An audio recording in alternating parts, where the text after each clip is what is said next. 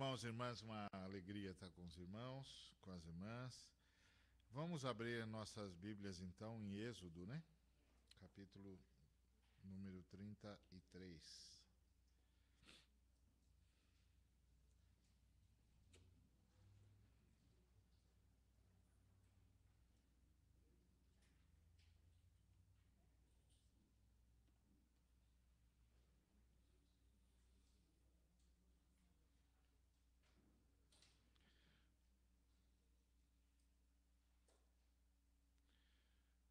No capítulo 32, nós vimos a angústia do bezerro de ouro. E essa crise toda que foi a ausência de Moisés. E a maior de todas as angústias, que aquele texto, o capítulo 32, revela, é que se a gente não vigiar, a gente pode confundir Deus com um ídolo que a gente mesmo fabricou. E isso é assustador, né? Venhamos e convenhamos, confundir o eterno com um ídolo que a gente mesmo fabricou é assustador, né? E o povo de Israel conseguiu fazer isso. E não só ele. Quer dizer, a gente pode perceber que essa é uma coisa humana, né? Antiga. Quando o povo de Israel estava no tempo estava já em Canaã e tal, no tempo de Elias, por exemplo, que eles adoravam a Baal, eles confundiam. Assim, se você pudesse pegar uma máquina do tempo e voltar para Israel, e você conversasse naquela época com um israelita, falando sobre Deus, haveria momentos em que você não saberia mais distinguir se ele estava falando do Eterno, que os tirou com a mão forte do Egito, ou se eles estavam falando de Baal. Assim, eles mesclaram. Por isso que o Elias foi tão contundente, né? Então você vê que isso tem um ponto de partida, né? Mas na verdade isso está no coração humano. Eu me lembro de um professor de Antigo Testamento, porque sempre as pessoas dizem que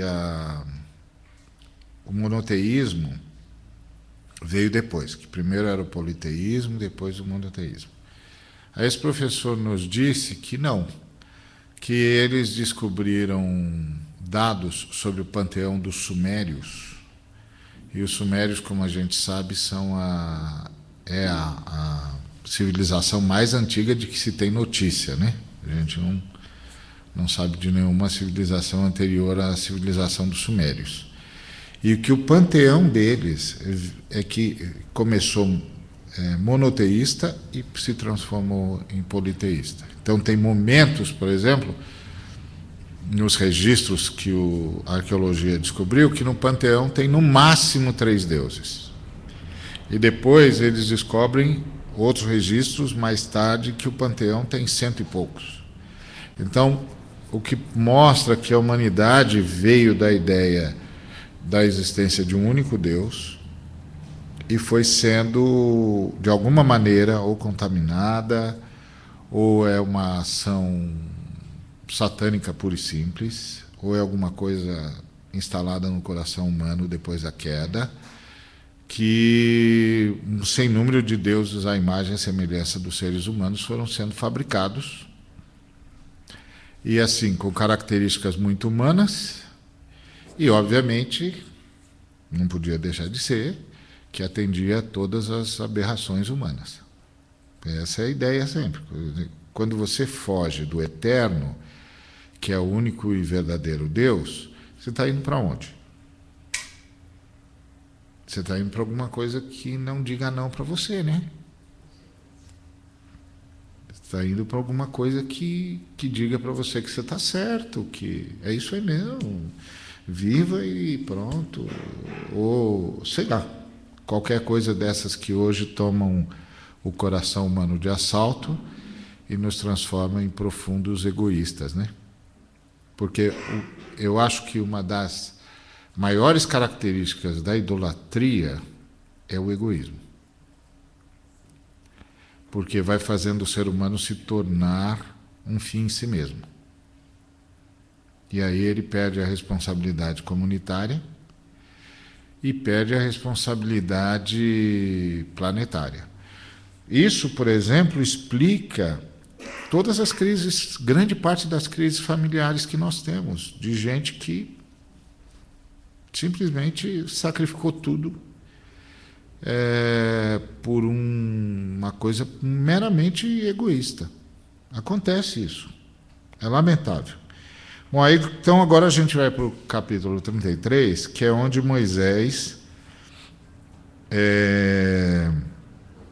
vai conversar com o Senhor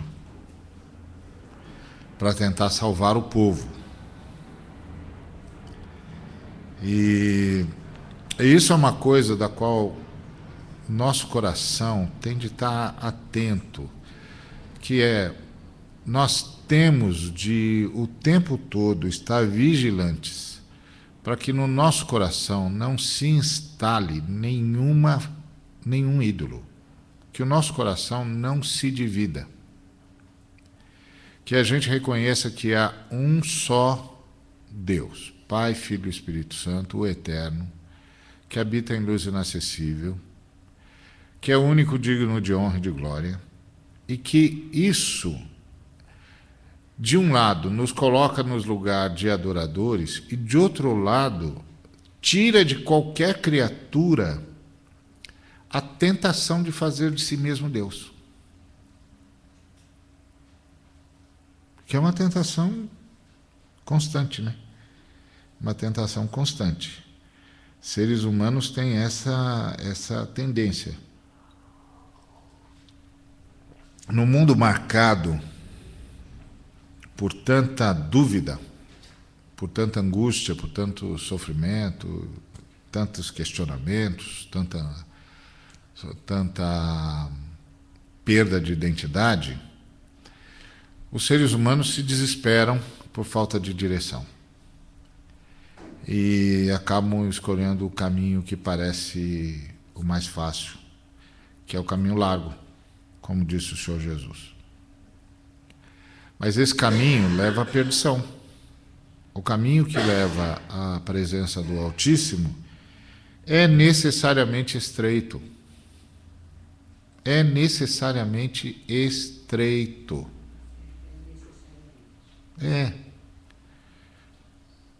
Porque tem de nos transformar. Não é? Então, o Moisés vai em busca do Senhor na tenda da congregação e tal. Então, disse mais o Senhor a Moisés: vai, sobe daqui, tu e o povo que fizeste subir da terra do Egito, a terra que jurei a Abraão, a Isaque, a Jacó, dizendo: a tua descendência darei, a tua descendência a darei. O que é triste aqui nesse versículo? O que é triste aqui nesse versículo é o Senhor não chamando mais o povo de povo dele. Ele diz: tu e o povo que fizeste, teu povo. Do Moisés. E isso é assustador. Isso é assustador. Muito bem, vamos orar. Obrigado, Senhor, por ter nos trazido aqui nessa noite. Obrigado porque reuniste-nos para falar ao nosso coração e nós nos abrimos à Tua palavra. Rogamos-te que, por misericórdia, mais uma vez, fales ao nosso coração, em nome de Jesus. Amém. Então, olha, essa coisa triste como esse texto começa. O povo que fizeste subir, teu povo.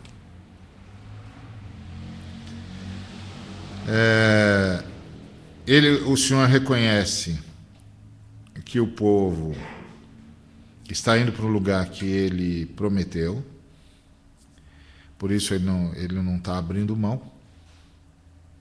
Ele não está abrindo mão da palavra dele, não está abrindo mão da promessa dele. Ele reconhece que há uma promessa aqui. A terra que jurei a Abraão, a Isaque e a Jacó. Dizendo, a tua descendência darei. Ou seja, está mantida a promessa. Mas o Senhor já não considera mais o povo como dele. Eu li inclusive um artigo de um pastor falando sobre isso, que aqui o povo fica sem paternidade, porque Deus diz para Moisés que o povo é dele, Moisés diz para Deus que o povo é de Deus, e aí parece que eles querem se livrar do povo. O povo fica sem, exatamente, fica órfão. Aí, a segunda coisa, o segundo versículo, triste também.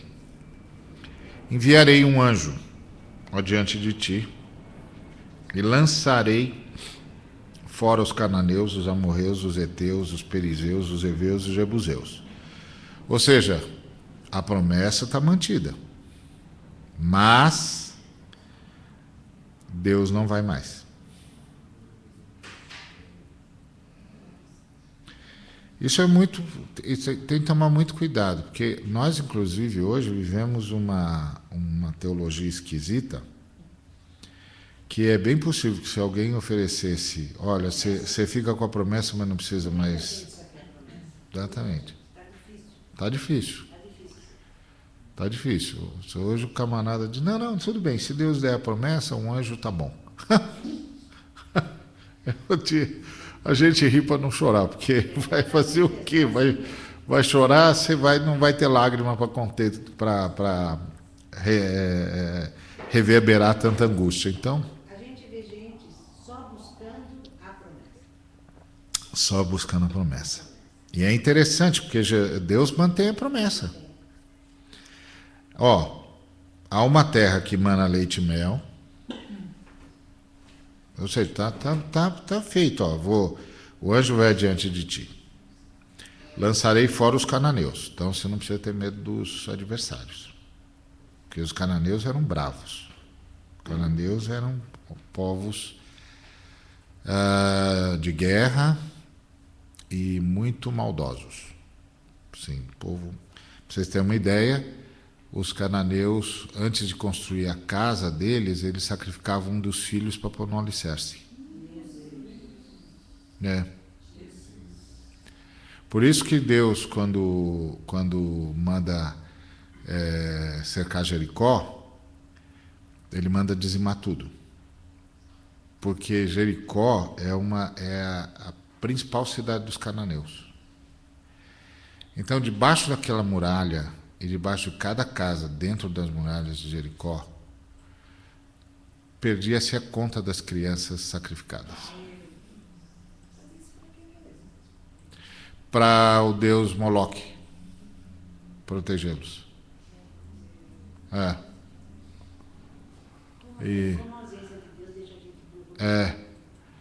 E aí Deus disse, olha, isso aí está contaminado, não deixa nada vivo. E nada em pé. Só ficou o pedaço que morava a menina lá, Rabi. Que com tanto lugar para morar, tinha que morar logo em cima da muralha.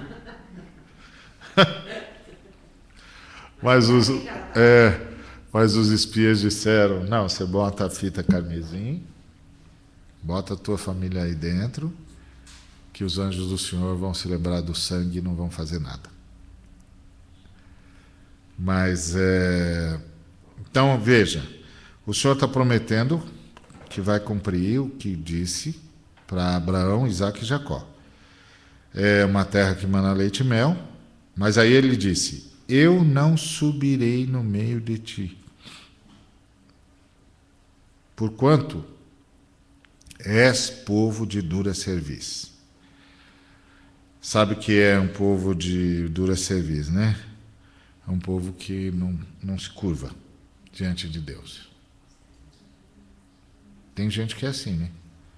não se curva diante de Deus de jeito nenhum. Então, aí o Senhor diz, eu não vou, porque se eu for, vocês correm o risco de serem dizimados.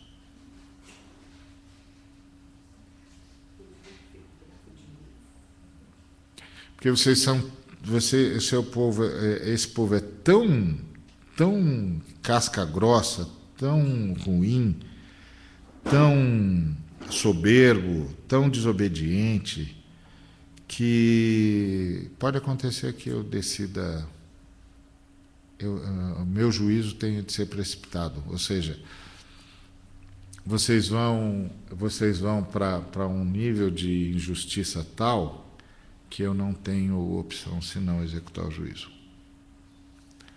Então, como o meu anjo não pode executar o juízo, ele vai. Você vê que coisa interessante esse texto, porque, olhando dessa perspectiva, é melhor para o povo que vá o anjo do que vá o Altíssimo. Porque o anjo não pode executar juízo sobre os homens. Certo? Eles não têm autoridade sobre nós. Aliás, quando a gente terminar a nossa história da salvação, quando a gente for plenamente redimido, a gente é que vai estar em posição de autoridade sobre os anjos. Então, os anjos não têm autoridade sobre nós. Então, para quem quer só promessa de Deus, melhor não ter Deus mesmo.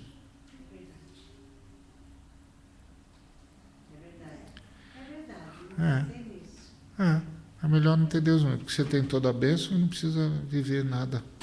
O anjo não vai fazer nada mesmo. Vai cumprir a promessa e tal. Só você não vai dar a vida eterna, mas isso é um detalhe.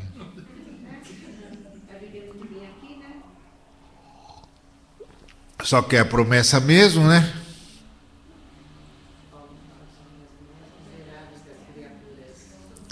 Só quer a promessa mesmo, aí tá bom, né?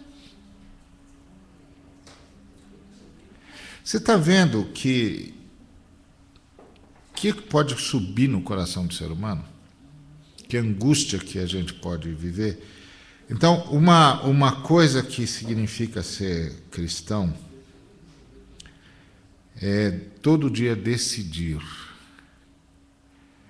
se o que eu quero é Deus ou o que Deus pode fazer.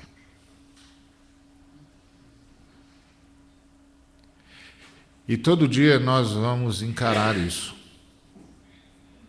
Diante dos problemas que virão, e eles virão. As dificuldades, e elas aparecerão. A gente deve ter sempre de decidir se quer Deus ou o que Deus pode fazer. Se a gente decide que quer Deus, isso significa que a gente vai ter de viver de um determinado tipo de jeito. Porque Deus disse assim, ó, esse povo é de dura serviço. Então, se eu subir com um povo de dura serviço, ou seja, se esse povo não se converter, se esse povo não se curvar, não entender o seu papel de criatura, isso pode levá-lo a um nível de iniquidade tal que eu terei de precipitar sobre ele o juízo. Então, é melhor eu não ir.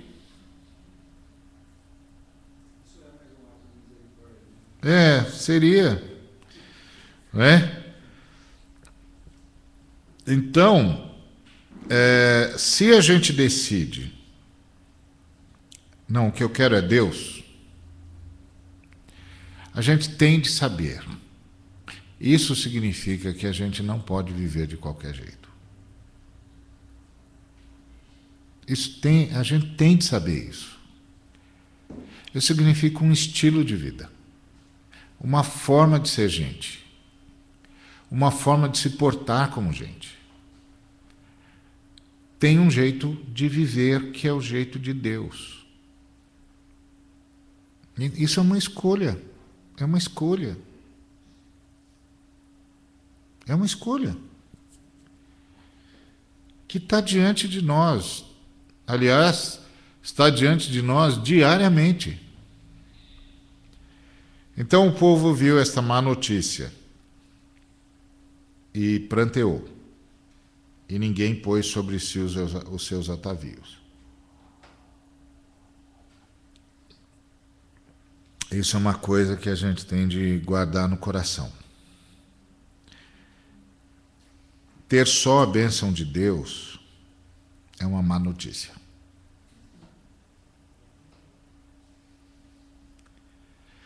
A beleza da vida cristã, a beleza da vida de serviço a Deus é ter Deus.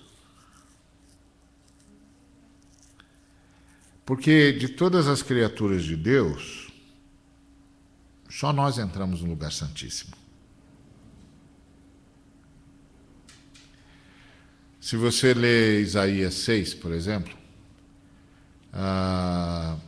você vai ver que os anjos não falavam a Deus. Falavam sobre Deus, mas não falavam a Deus. Lembra de Isaías 6? No ano da morte do rei Uzias, eu vi o Senhor assentado sobre um alto e sublime trono, a aba das suas vestes cobria o templo, as bases do limiar tremeram, serafins voavam por cima dele, cada um tinha 6 asas, com 2 cobriam o rosto, com 2 cobriam os pés, com 2 voavam, e clamavam uns para os outros: Santo, Santo, Santo é o Senhor dos exércitos, toda a terra está cheia da sua glória.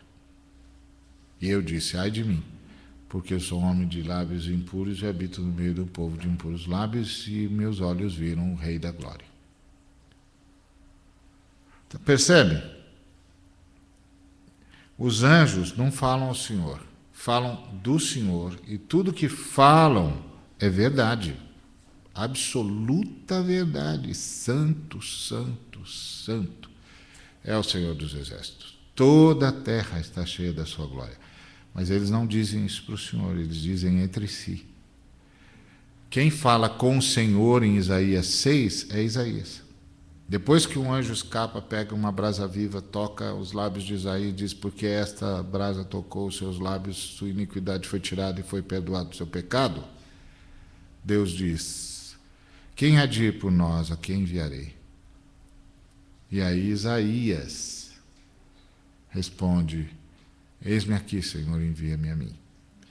Então você percebe que Deus vem para falar com o homem. Só a nossa voz atravessa o véu. Isaías 6 é um modelo de adoração? Não, é um modelo de revelação. Nem de liturgia. Nem de liturgia. Agora, é um grande modelo, é uma grande lição sobre o nosso papel no universo. Porque aí você vê que só nós podemos entrar no Santíssimo. Então você pode imaginar o silêncio que havia no céu, né? Com a nossa queda. E quando o anjo toca os lábios de Isaías e diz: porque a brasa tocou os seus lábios, tua iniquidade foi tirada e teu pecado perdoado, é quase como se ele estivesse dizendo para Isaías: agora diga o que Deus merece ouvir e nós não podemos dizer. Não é? E se você transportar-se de Isaías 5 para Apocalipse, de Isaías 6 para Apocalipse 5, você vai ver a mesma cena. Porque o João vê também aquele que está sentado no trono, vê que ele tem um livro escrito por dentro e por fora, selado com 7 selos, e aí tem um anjo forte dizendo: não há ninguém digno no céu, na terra, nem debaixo da terra, para abrir o livro, para tomar o livro e abrir os selos. E aí o texto dizia: eu chorava muito, porque não havia ninguém no céu, na terra, nem debaixo da terra que pudesse tomar o livro e abrir os selos. Então o ancião veio até mim e disse: não chores, eis que o leão da tribo de Judá, a raiz de Davi, venceu para tomar o livro e abrir-lhe os selos. Olhei e vi no meio do trono, entre os anciãos e os seres viventes, um cordeiro como que fora morto, tinha 7 chifres, que são 7, e 7 olhos, que são os 7 Espíritos de Deus que andam por toda a terra. E ele veio e tomou o livro, e quando ele tomou o livro, os anciãos se dobraram e os seres viventes se ajoelharam e cantaram um cântico novo, dizendo: digno és de tomar o livro, de abrir os selos, que morreste e com teu sangue compraste homens de toda raça, tribo, línguas e nação, e para o nosso Deus os constituísse reino e sacerdotes, e reinarão sobre a terra. Não é? E aí ele continua dizendo: e vi milhões de milhões, milhares de milhares de anjos que cercaram o trono, cercaram os seres viventes, e eles cantaram: digno é o Cordeiro de receber a honra, o poder, a glória e o louvor. Então, você vê 2 grupos celestiais e eles não falam a Deus. Eles falam ao Cordeiro, que é Deus esvaziado, mas eles não falam a Deus em sua glória. O único grupo que fala a Deus é o último grupo, que é o grupo liderado pela humanidade. Vi e ouvi que toda criatura que é no céu, na terra e debaixo da terra proclamava: aquele que está assentado no trono é o Cordeiro. Seja a honra, a glória e o domínio pelos séculos dos séculos. E os anciãos e os seres viventes disseram: amém. Então, o nosso privilégio é que nós somos os adoradores.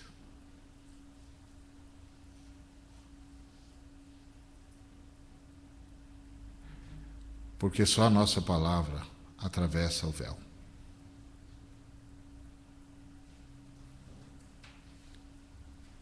Esse é o maior privilégio que nós temos. Se Deus disser para nós que não vem mais conosco, é porque Ele não aceita mais a nossa adoração.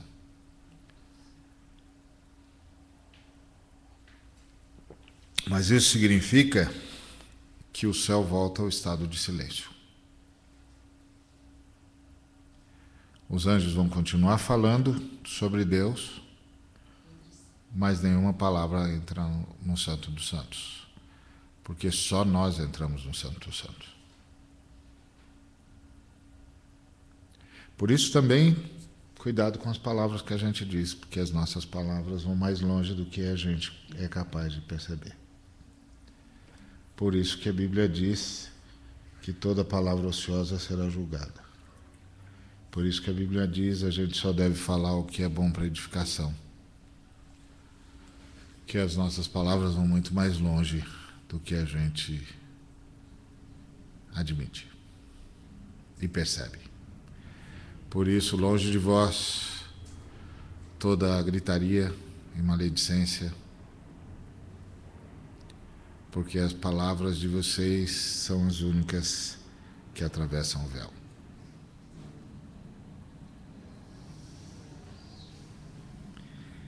Então o Senhor disse: portanto o Senhor tinha dito a Moisés: dize aos filhos de Israel: és povo de dura cerviz. Se por um momento subir no meio de ti, te consumirei. Porém agora, tira os teus atavios, para que eu saiba o que te hei de fazer. Ou seja, atavio é para festa, não tem festa nenhuma aqui. Quando Deus diz que não vai mais com a gente, acabou o motivo de festa. Aliás, o que é o céu sem o Senhor, já disse alguém, né? Aliás, o que é o céu se não a presença do Senhor? Aí o versículo 33, 6, o versículo 6, né? Então os filhos de Israel se despojaram de seus atavios ao pé do monte Horebe. Aí é um momento de um jejum especial, né? Um jejum de tudo aquilo que significaria festa, até que o Senhor volte a nos aceitar como adoradores. Esse é um momento bonito. Esse é um momento bonito. E então, se a gente guardar essas coisas no coração, a gente vai começar a falar diferente. A gente vai começar a só aceitar palavras que Deus possa ouvir. E é só dizer palavras que Deus possa ouvir. Isso não quer dizer que a gente vai virar, que todas as nossas palavras serão carregadas de termos religiosos. Não é nada disso. Significa que elas serão carregadas de consideração, de respeito, de amor, de bondade, de verdade, de justiça, de verdadeira alegria, de verdadeiro desejo de paz. Porque às vezes a gente fala coisas assim, o pessoal já pensa em carregar a fala de termos religiosos, né?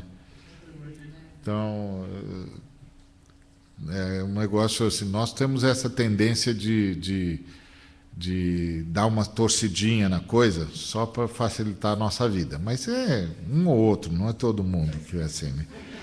Então, não é esse o caminho. Que palavras que Deus quer ouvir? Palavras que conduzem à graça, à bondade, o amor, a justiça, a misericórdia, por aí. Né? Então, a gente tem de tirar os atavios que atrapalham a gente. Né? Vai mudar um bocado de coisa se a gente fizer isso, pode ter certeza.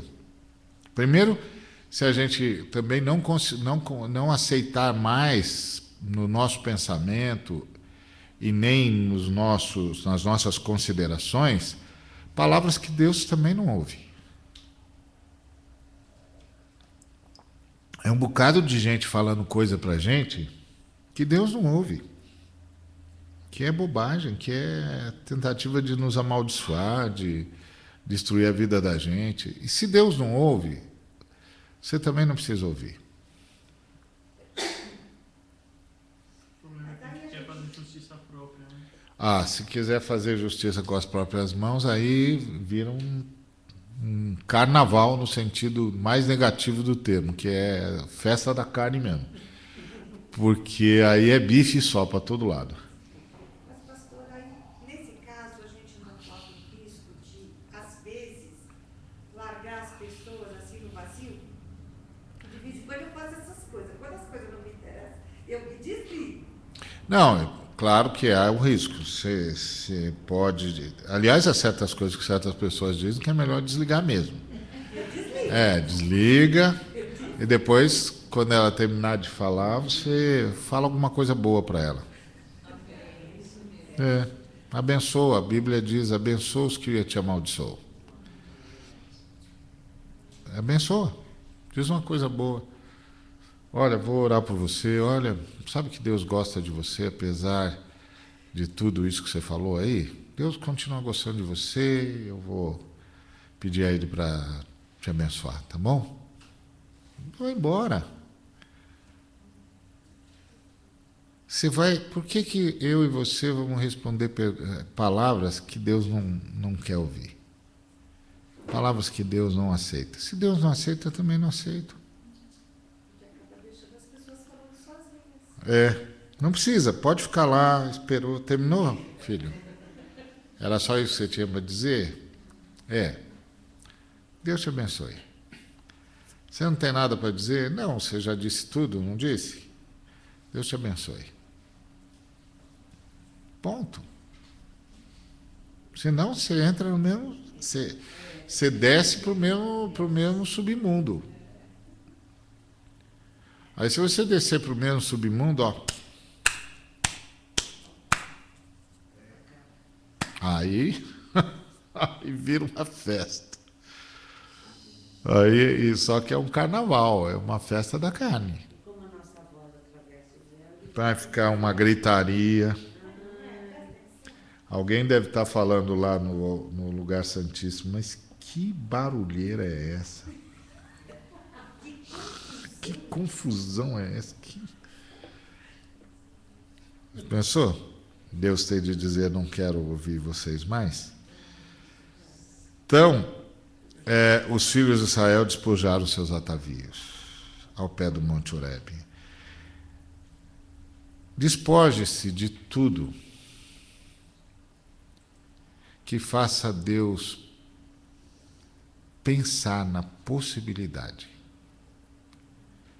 de não ir mais com você. É claro, você vai dizer, não, Ari, hoje no Novo Testamento essa possibilidade não existe mais, é óbvio, não existe. Mas ela agora tem uma outra conotação. Qual é? A do entristecimento do Espírito Santo.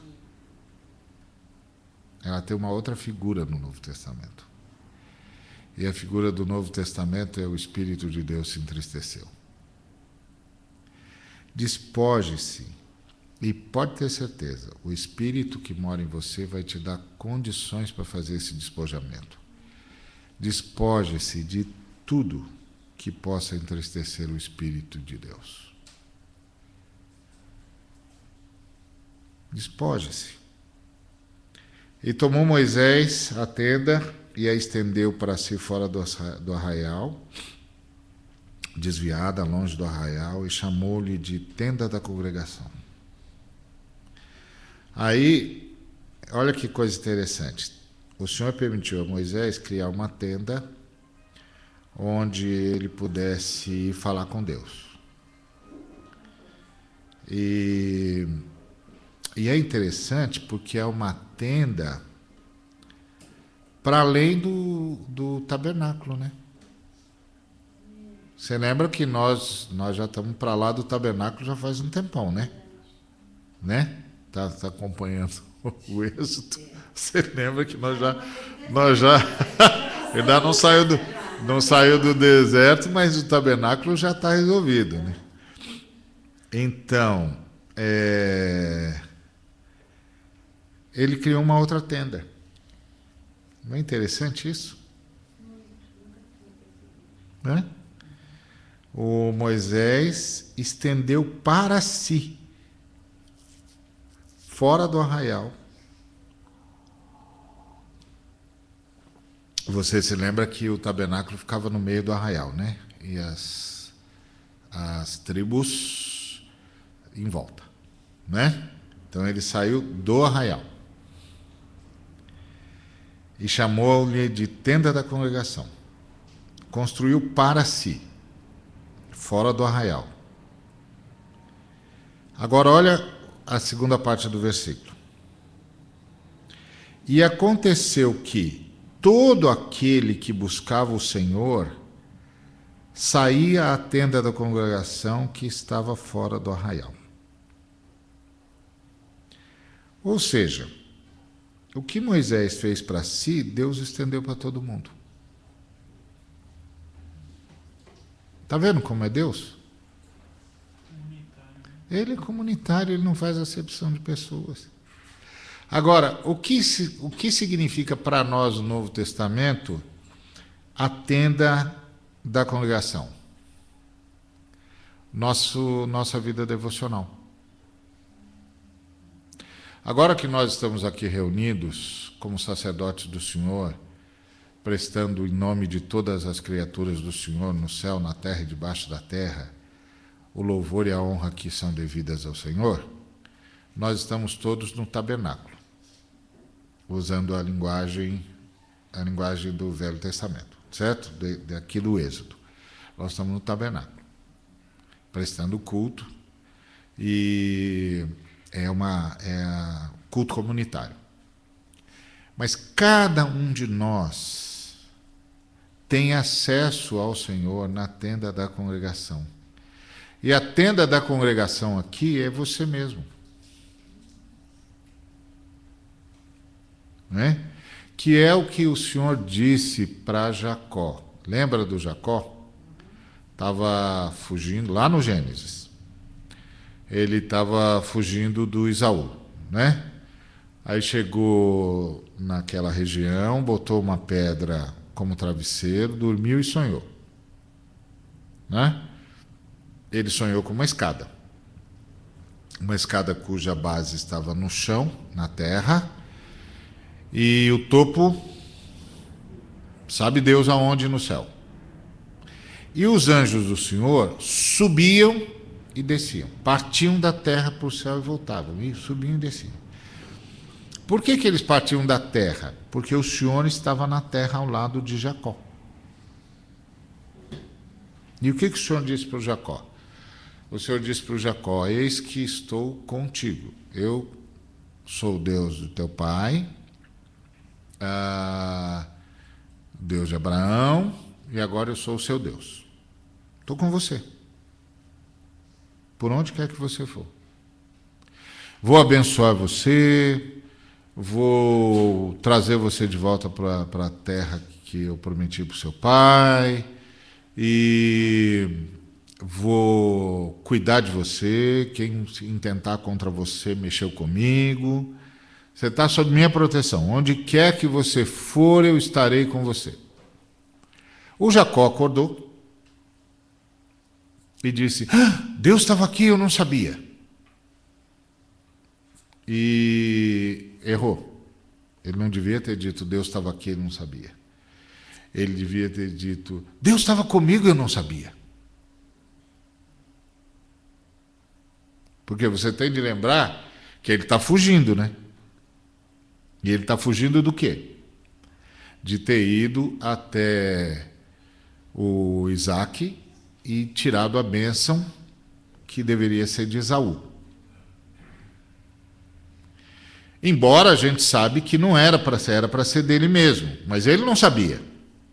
Na cabeça dele, ele se entendeu lá com a mãe deu as instruções, ele foi lá e pá, pegou a bênção do irmão. É verdade que o irmão também não estava nem aí com bênção nenhuma, mas na cabeça deles, tem de entrar na cabeça do Jacó agora. Na cabeça do Jacó, ele é um cara numa situação complicada, e ele assim, pegou a bênção o pai deu a bênção, o irmão disse para ele que ia acabar com ele fugiu, e ele não sabe de que lado que Deus está. Exatamente. Aí Deus aparece para ele em sonho. E diz para ele: meu filho, eu sou o Deus de Abraão, o Deus de Isaac, teu pai, e agora eu sou o teu Deus. Por onde quer que você for, eu estarei com você. Eu sou o teu Deus. Eu vou cuidar de você. Eu vou abençoar você. Eu vou trazer você de volta para esse lugar aqui.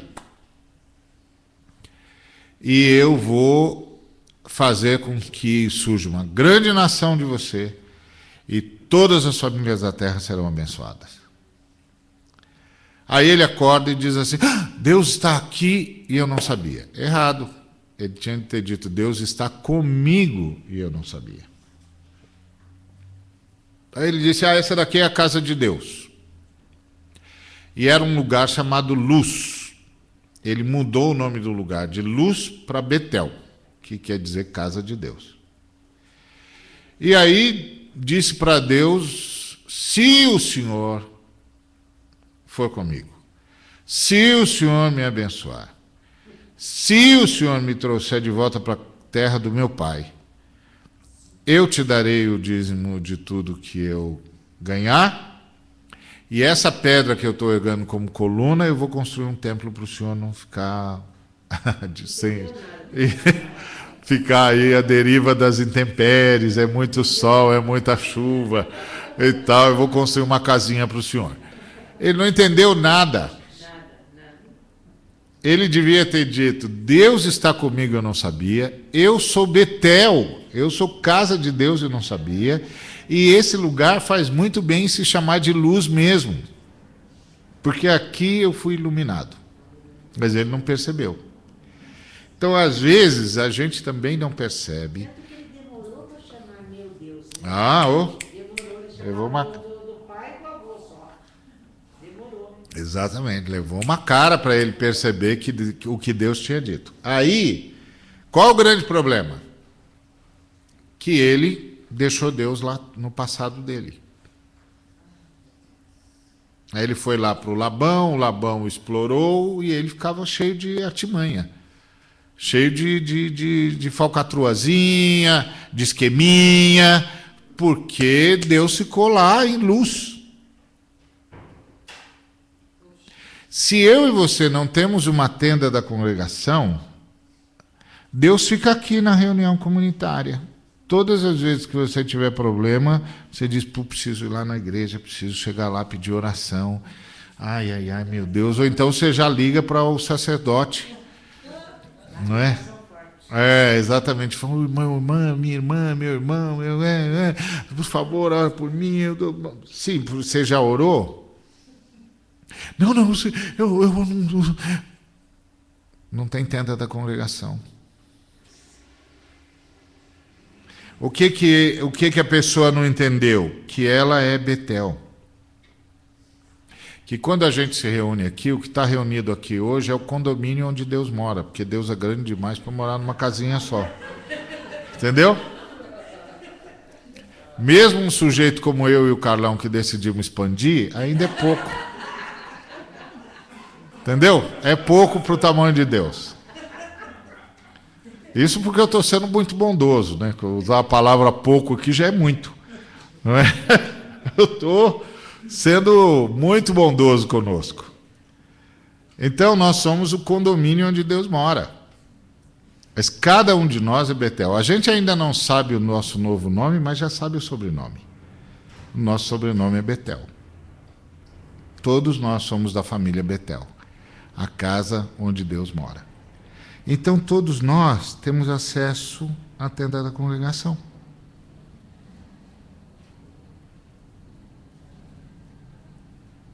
Isso é vida devocional. É seu relacionamento com Deus.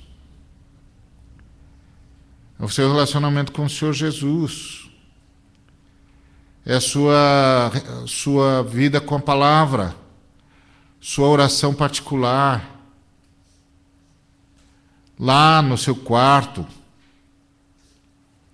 Você falando com o seu Deus. Porque Ele é nosso Deus, mas é seu também. É verdade que a nossa oração é Pai Nosso, porque a gente nunca entra na presença do Senhor sem levar com a gente todos os irmãos. Porque nós oramos sempre uns pelos outros. Mas, quando Deus fala com você, fala como se você fosse a única pessoa no universo. Ele só espera, aliás, Ele ordena que você não vá sozinho, que você leve todo mundo. Ou seja, que você seja um intercessor, e mais do que um intercessor, que você seja uma ponte, através de quem Ele possa abençoar outras pessoas. Ele não quer egoístas falando com Ele. Deus não convive com egoísmo. O Deus triuno não pode conviver com egoísmo. Nem faz sentido. Tá certo? Então, isso é a tenda da congregação. Como é que está a sua tenda da congregação? Não precisa responder, não. E é legal que a tenda da congregação está aberta para todo mundo. Olha que legal. Esse texto é maravilhoso, porque esse texto fala de Deus de um jeito impressionante. Tomou Moisés a tenda e a estendeu para si, fora do arraial. É quase como se Moisés dissesse, também Deus está certo, também não quero estar no meio desse povo o tempo todo, está louco. Fui. Desviada, longe do arraial, longe. E chamou-lhe, ele que deu o nome de tenda da congregação, embora fosse para ele, né? Muito curioso isso. E aconteceu que todo aquele que buscava ao Senhor saía. Deus abriu o que Moisés fez para si, Deus abriu para todo mundo. Essa coisa de Deus tratar todos de forma igual é extraordinária. Extraordinária. Você e o crente mais famoso de todos os tempos, que eu não sei quem é, imagina aí um desses irmãos que a gente sempre lê a biografia dele. Entra na presença do Senhor do mesmo jeito.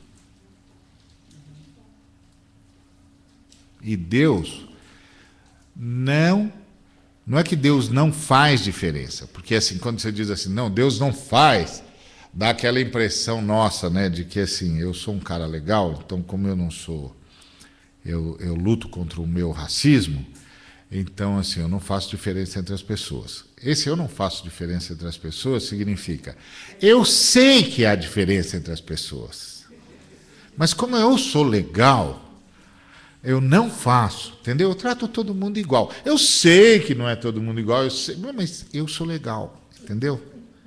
Sou legal, eu sou joia, então eu trato todo mundo igual. Não. Quando a Bíblia diz que Deus não faz acepção de pessoas, não quer dizer que Deus diz assim, tem gente diferente, mas eu sou legal. Não, ele não vê diferença. Ele não vê diferença. Sabe por quê? Porque o camarada que você achar mais santo, que você já leu a história dele nos nossos alfarrábios dos heróis da fé, entrou carregado pelo sangue de Cristo do mesmo jeito que eu e você. E todas as vezes que ele falou com Deus, ele só foi ouvido por causa do sangue de Cristo, como eu e você. Não é que Deus não faz acepção de pessoas, porque ele assim, eu sei que é diferente, entendeu? Mas eu sou legal. Não, ele não vê. Não vê. Porque ele vê a gente através de Jesus, a gente vai coberto por Jesus, você não acredita. Eu sei que você não acredita, mas todas as vezes que Deus está falando com você e você está falando com Deus, Ele está ouvindo você como se fosse o próprio Jesus.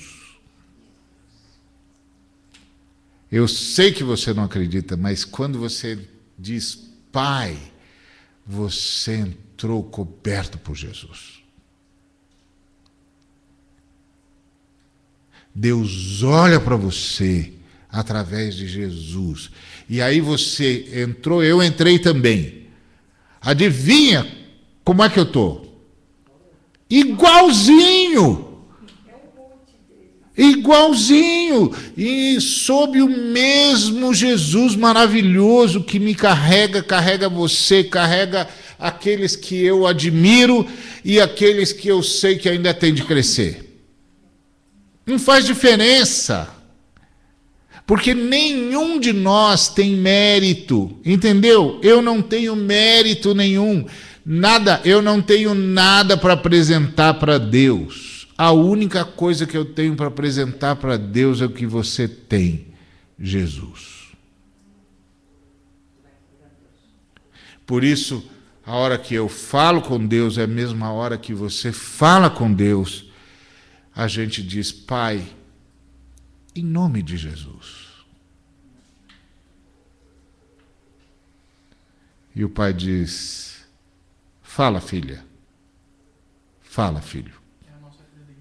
A nossa credencial, igualzinha. E no reino de Deus não tem crachá colorido, não, é tudo uma cor só.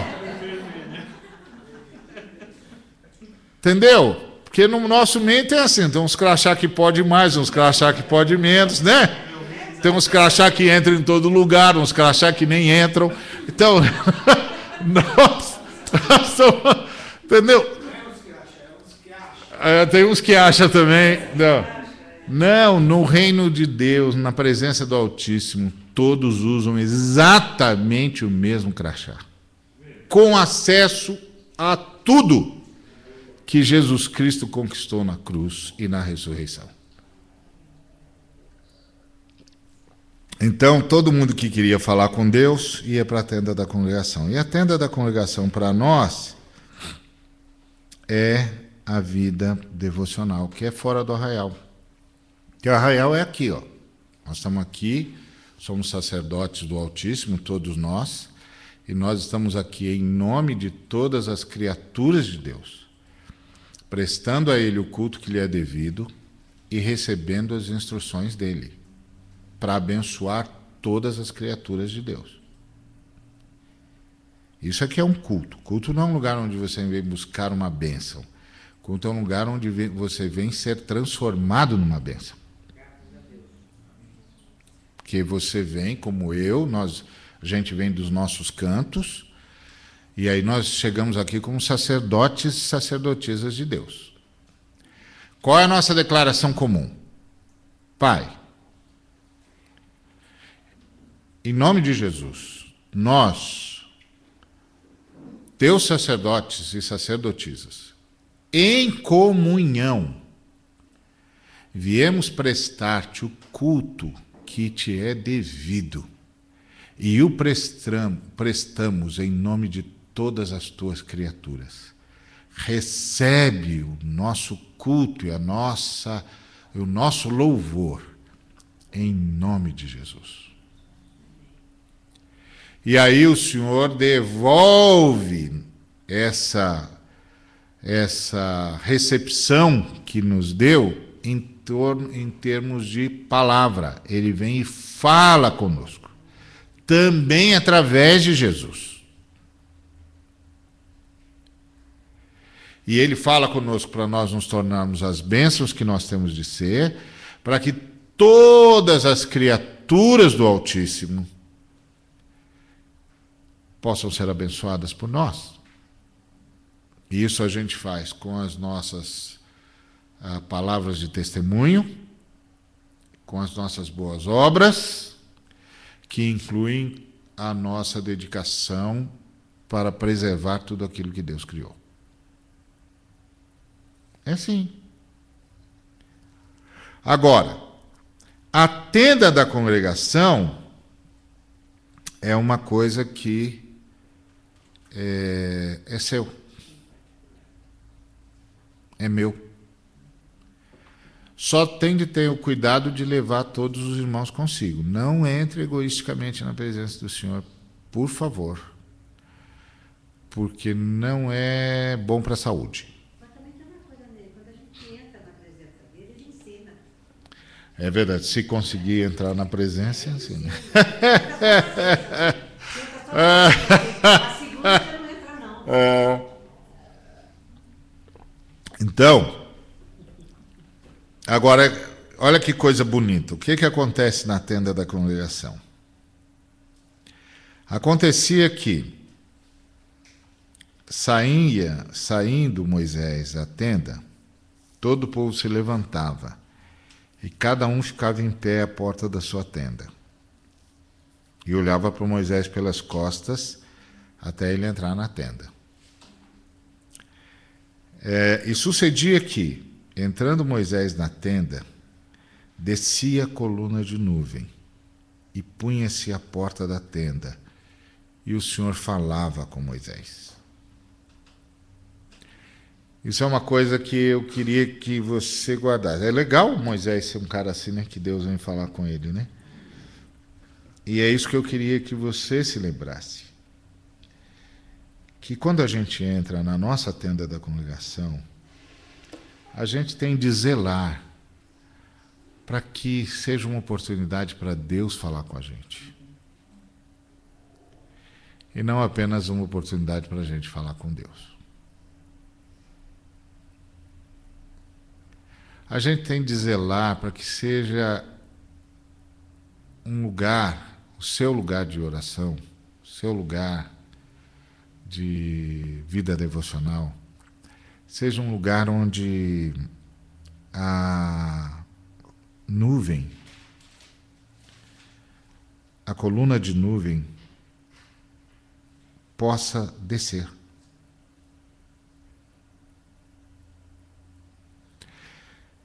E por que a coluna de nuvem descia? Porque Moisés queria ouvir Deus. E isso é o principal significado da oração. C.S. Lewis, um servo do Senhor na Inglaterra, muitos de vocês certamente já leram coisas dele, a esposa dele contraiu câncer e morreu. Um dia ele era professor em Oxford, né? Era dono da cadeira de literatura. Ele entrou na sala dos professores após a morte da esposa. Um dos professores, cristão também, amigo dele, foi até ele e disse assim: eu espero que você não esteja decepcionado com Deus porque levou a sua esposa e não ouviu as suas orações. Aí ele disse: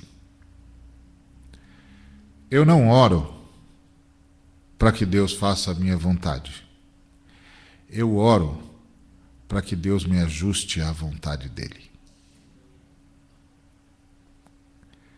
Isso para nós é oração. Sabe por quê? Porque nós já sabemos que a vontade de Deus é que é boa. A vontade de Deus é que é perfeita. Nós já sabemos que a vontade de Deus é que dá verdadeira alegria. Então, nós oramos pedindo que o Senhor nos adeque à sua vontade. Aí você pode dizer: bom, isso quer dizer então que eu não posso pedir nada a Deus? Não. Lembre-se do que o próprio Senhor Jesus fez. Ele disse: Pai, se possível, passa de mim esse cálice, mas não seja feita a minha, e sim a tua vontade. Então você pode levar ao Senhor o que você quiser, porque pode ser que seja possível.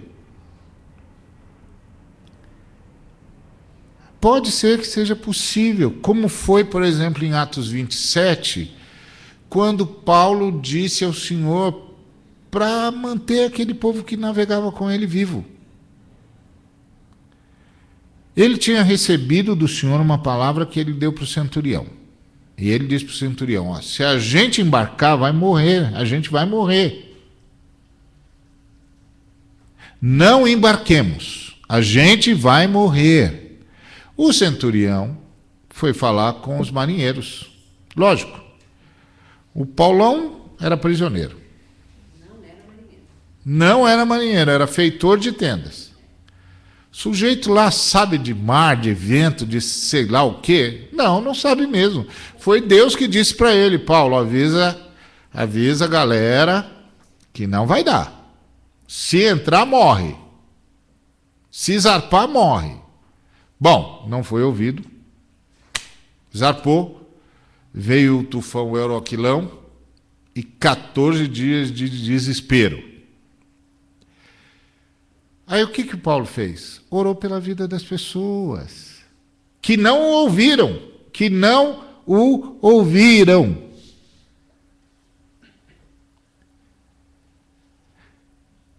E disse: Senhor, se possível, passa esse cálice da morte, deixa esse povo vivo, porque aí eu vou poder pregar para eles, né? Que se eles morrem, não é? É porque o Paulo era crente. Se sou eu, por exemplo, ia dizer assim: ô senhor, é o seguinte, ó, os caras não me ouviram, eu falei tudo, o senhor sabe, minhas mãos estão limpas, eu fiz tudo o que tinha de fazer. Avisei, preguei, admoestei, enfim, o senhor viu. Agora, o senhor fez uma promessa, lembra? Que eu ia para Roma.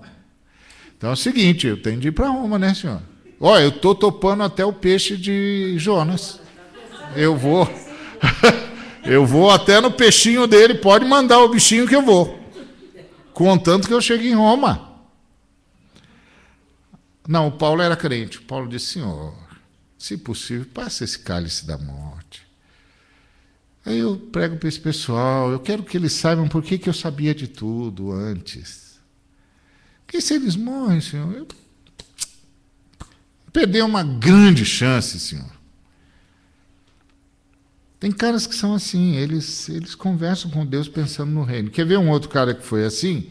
José, o pai de Jesus. O anjo disse para ele assim, pode voltar para Belém. Aí ele está voltando e perguntou para o pessoal no meio do caminho, escuta, quem é que está reinando no lugar do Herodes?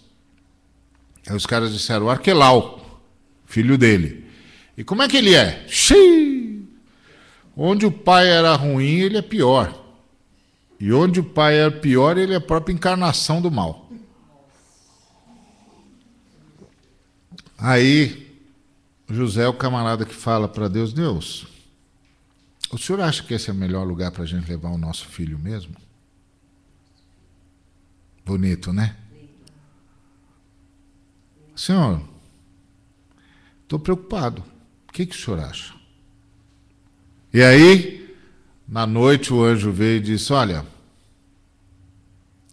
o Altíssimo concordou com você. Você está certo. Vai para Nazaré.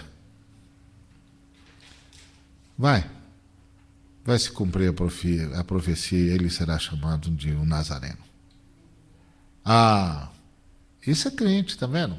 Crente pergunta, qual é a tua vontade? E quando vai levar coisa para Deus, já vai levar naquela de, eu acho que isso aqui é o melhor, Senhor. Mas se possível, né? Porque seja feita a tua vontade e não a minha. Porque às vezes Deus pode falar como falou para Jesus. Não é possível. Não é? Às vezes eu encontro uns irmãos que dizem assim, eu não sei, Deus disse não para mim, como ele pode dizer? Sei lá, rapaz, disse não para o filho dele, porque ele não diria para você não. Tem coisa que tem de acontecer, a gente não sabe, mas é para o nosso bem. Já pensou se ele dissesse sim para Jesus?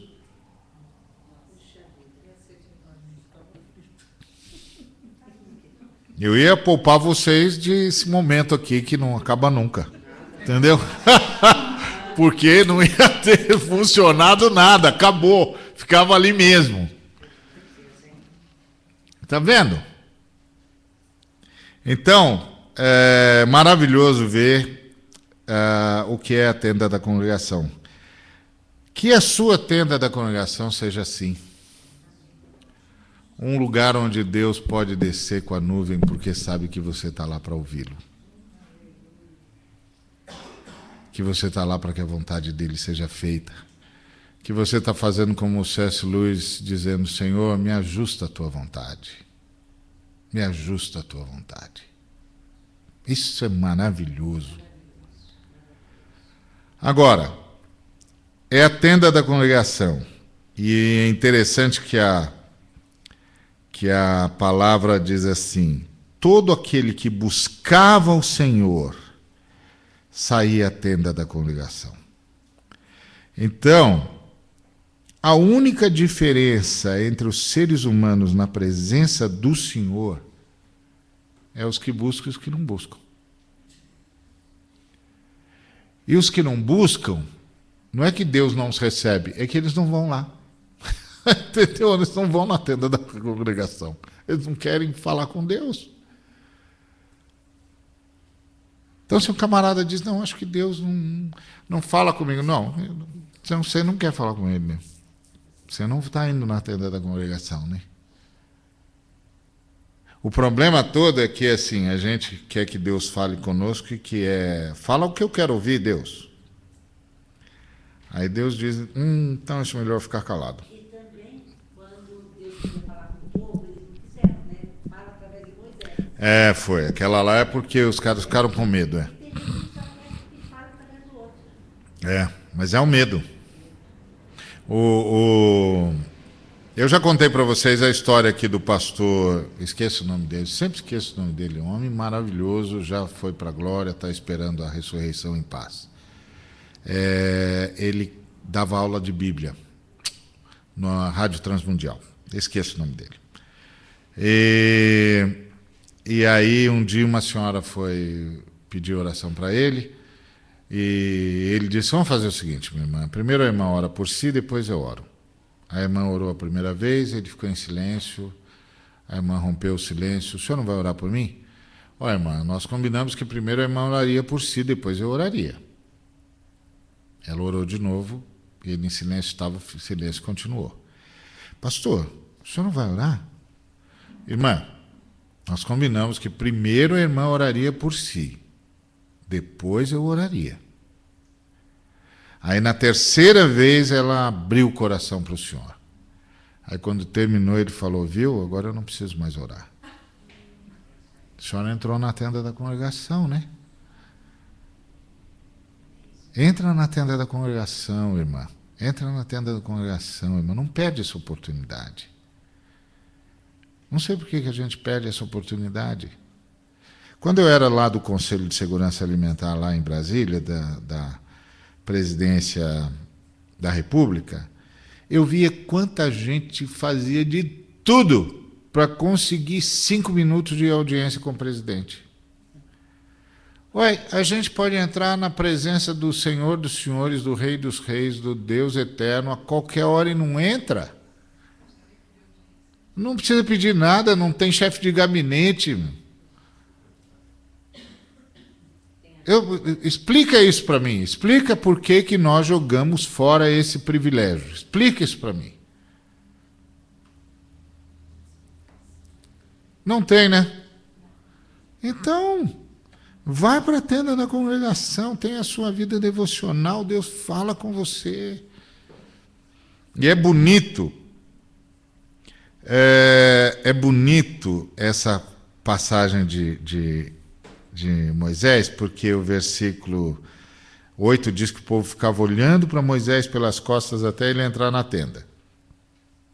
E aí sucedia que, entrando Moisés na tenda, descia a coluna de nuvem e punha-se à porta da tenda, e o Senhor falava com Moisés. E vendo-o todo o povo, a coluna de nuvem que estava à porta da tenda, todo o povo se levantava, e cada um à porta da sua tenda adorava. Sabe qual é a coisa mais joia de entrar na tenda da congregação? Sabe quando você vai saber que realmente sua entrada na tenda da congregação é realmente maravilhosa? Quando por sua causa as pessoas começarem a adorar a Deus. Aí você chegou lá. Você chegou lá. As pessoas estão agradecendo a Deus por você. E sabe por que elas estão agradecendo a Deus? Pelo que acontece na sua tenda da congregação. Porque Deus desce e fala face a face com você, como qualquer fala com seu amigo. Isso é... Vamos ver bem, isso aqui é o máximo, né? Olha aqui. E falava o Senhor a Moisés face a face, como qualquer fala com o seu amigo.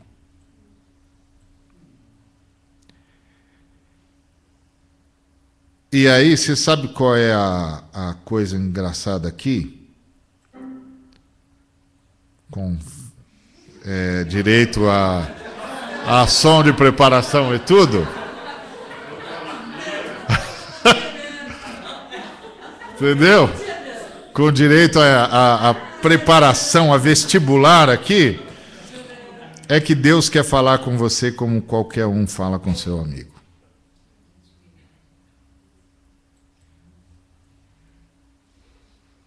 Olha, se eu e você soubéssemos disso, a gente ia mais vezes à tenda da congregação. Deus quer falar com você como fala com o seu amigo. Isso aqui é fantástico, né?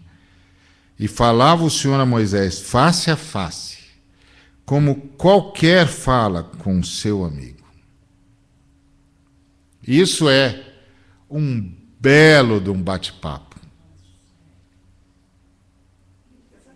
Agora, o mais legal é que não tinha porta É, para você bater e está sempre fechada, não tem porta. o véu se rasgou, né? Não tem mesmo. É você e Deus, você e a Trindade e pronto. E aí, depois tornava-se ao arraial, mas o seu servidor, o jovem Josué, filho de Num, nunca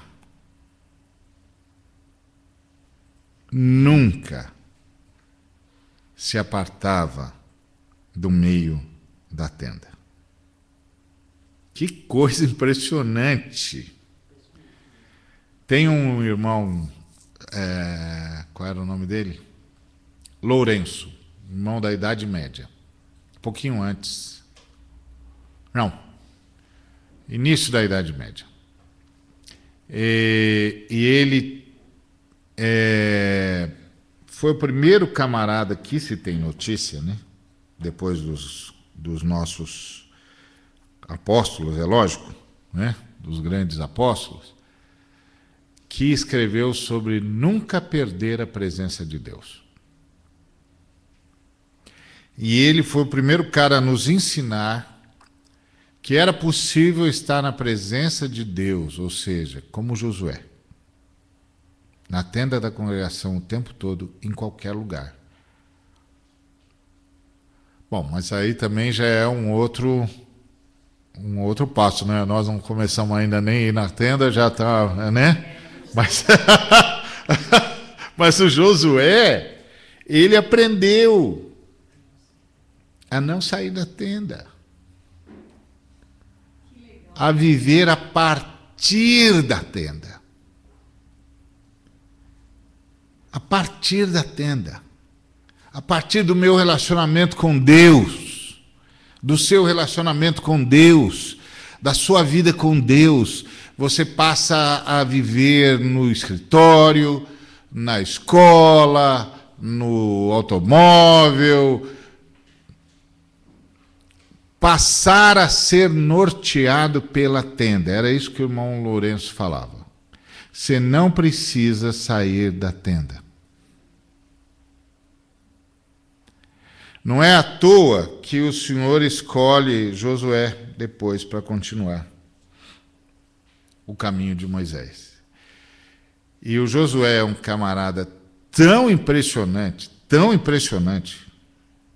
que o livro dele começa dizendo que ele é Josué, filho de Num, servo de Moisés, servo do Senhor. Então Moisés é o servo do Senhor e Josué, filho de Num, é o servo de Moisés. E você sabe, ele é Josué porque Moisés mudou o nome dele, que ele chamava Oséias. Então o Moisés mudou o nome dele. Não, você vai chamar Josué. Que é fantástico, hein? Porque Josué é o mesmo nome de Jesus. Jesus e Josué se escrevem em hebraico do mesmo jeito. Então, é impressionante, né?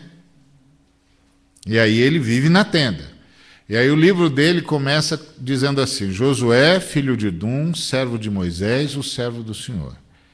E termina dizendo: Josué, filho de Num, servo do Senhor. Ó.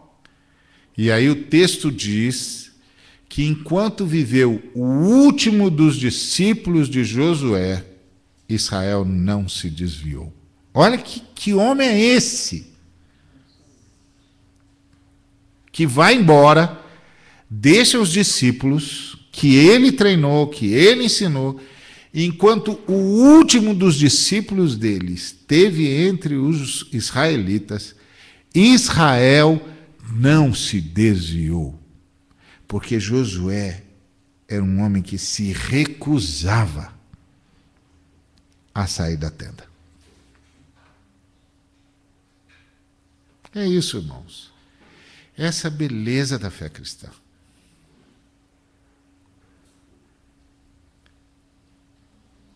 Isso que Josué viveu e que Moisés ensinou. Então, vamos parar aqui, que já são 22 horas e 27 minutos. E eu já tomei tempo dos irmãos até. Então, a semana que... eu não sei quando é a próxima vez. Pode. A gente começa do versículo 12, tá bom? Eu espero, irmão. De coração.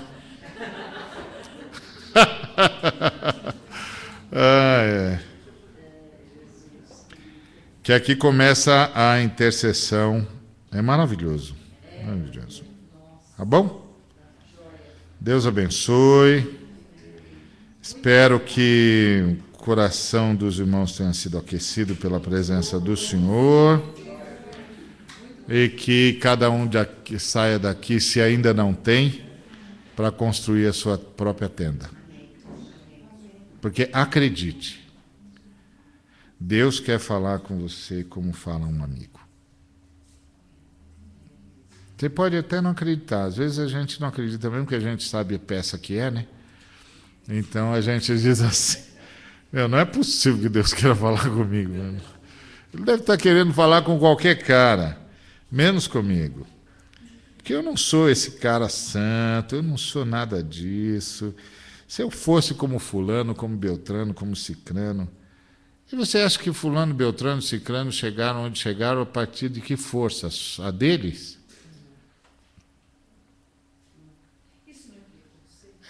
Claro, é preconceito contra si mesmo e redução da obra de Cristo. É verdade que tem um bocado de gente hoje que anuncia, que prega na igreja de tal maneira que passa para os irmãos a ideia de que ele é o the best e os outros irmãos, olha, dê graças a Deus que eu ainda perco tempo com vocês.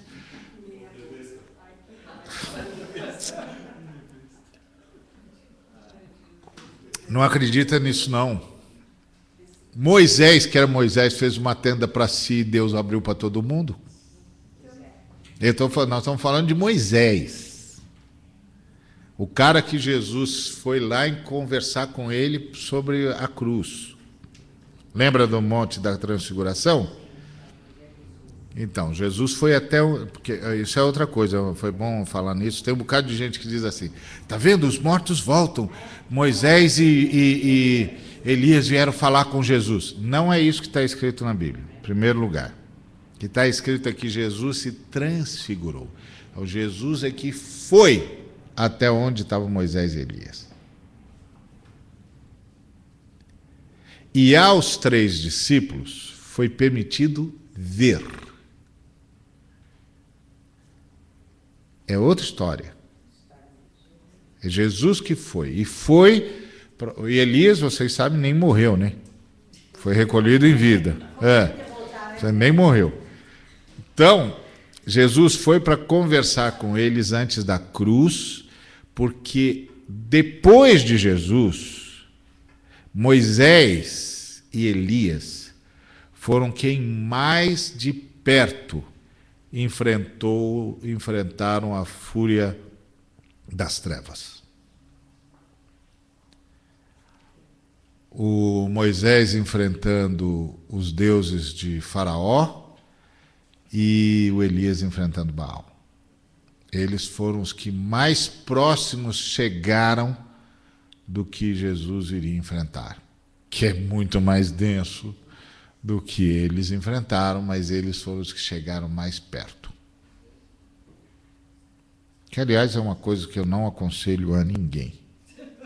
Pode ficar sem, não precisa dessa experiência, não. Já está bom lá, tá? Então, eles estão preparando Jesus para a cruz. Para o momento em que parece que as trevas engolem a luz. Que é uma impossibilidade, mas às vezes parece. Então, para isso, O cara tem de saber. Ó, vai acontecer assim. Não se assuste. Isso dura 3 dias. Porque você tem sempre de lembrar quando as trevas arreganharem os dentes para você. Que pode ser que você entrou na sexta-feira, mas o domingo vem aí. O domingo vem aí. Jesus Cristo ressuscitou, você vai ressuscitar também. Jesus Cristo venceu, você vai vencer também. Então, você que está passando uma luta e chegou a pensar que estava sozinho, esse recado é para você. Você ouviu? Então tá bom. Deus te abençoe.